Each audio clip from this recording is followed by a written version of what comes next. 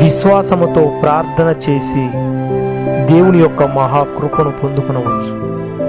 Hannah జీవితమే మనకు ఒక ఉదాహరణ.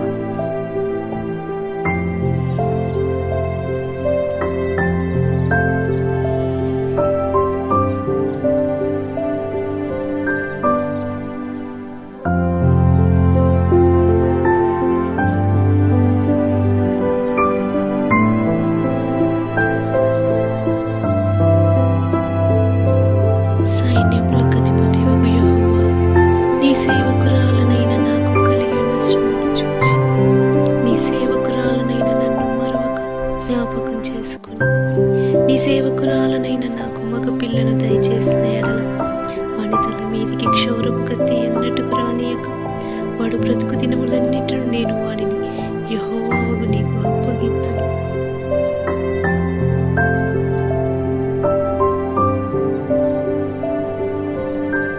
ఎంతవరకు నీవు మత్తురాలయందువు? నీ ద్రాక్షరసమును నీ యొద్ద నుండి తీసివేయము.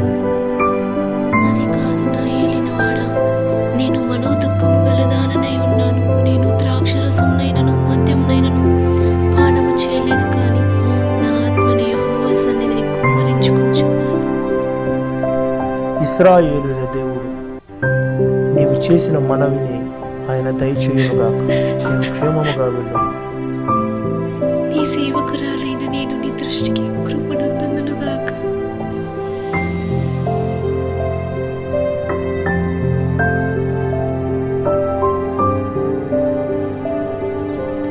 నా ఏలినవాడా,